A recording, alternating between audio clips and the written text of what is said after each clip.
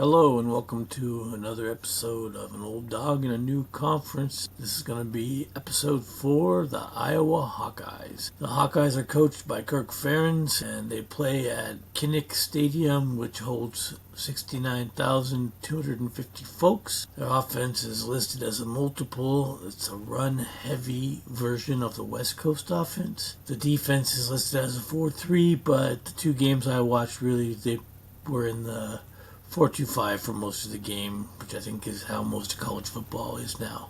Their quarterback is Kate McNamara. He's a transfer from Michigan. He's passed for 686 yards, 63.9% completion rate, 3 TDs, 3 interceptions, and he's not been terribly effective, to be honest. The receiving core is kind of a three amigo group with Jacob Gill, a 6 foot, 185-pound junior who is very quick and leads the team in receptions. And then there's the 6'4", 170-pound freshman, Reese Vanderzee. He's kind of their contested catch guy. He leads the team with a pair of touchdowns. And then maybe the most talented player in the receiving core is the tight end, Luke Lachey. He was a preseason All-Big Ten selection last year, but he got hurt and missed, I think, most of the season. And then this season, he's got a bunch of preseason honors by Pro Football Focus and Athlons and such. He's a good tight end. He's athletic. He's a pretty strong blocker, and he looks like a good receiver. He had a play where he caught the pass 2 yards short of the first down marker, and he kind of got hit hard by the corner, and then another defensive back came over to help, and he twisted and turned and pulled and pushed and drug both of them over the first down marker.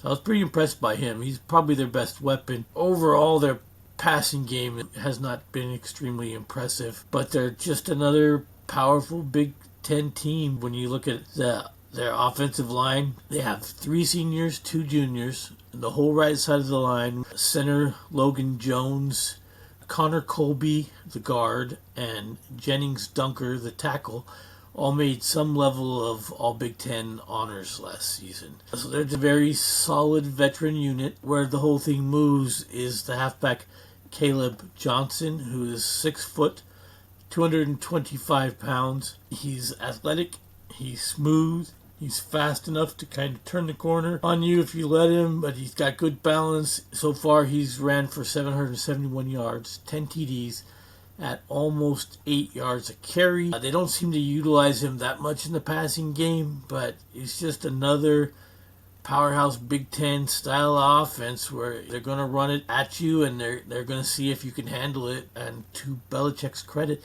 we've been doing a pretty good job. I've been impressed with the defense as far as the way they've been playing against the run. Moving to the defensive side of the ball, the Hawkeyes are led by their All-American senior linebacker Jay Higgins, who's pretty much the heart and soul of the team.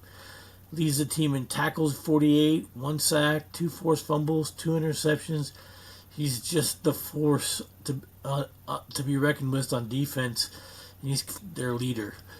The defensive line is anchored by defensive tackle Aaron Graves. He's a pretty good-sized player, 6'4", 300 pounds, but he's not just a clogger. He's pretty active. He has 3 sacks on the season so far. Both defensive ends are effective, Ethan Herkett and Deontay Craig. Herkett has 2 sacks. While Craig was more acclaimed for the preseason Big Ten honors.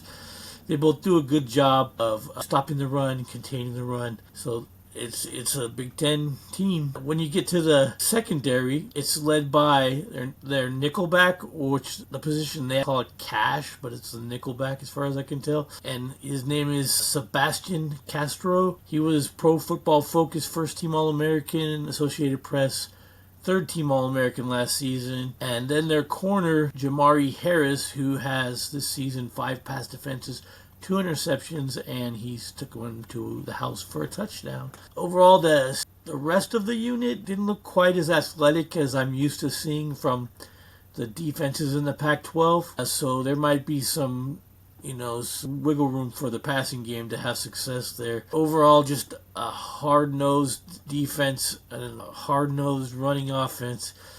Kind of feels like a little bit of a broken record, but there's just to see if you can stand up against that line and that powerful runner.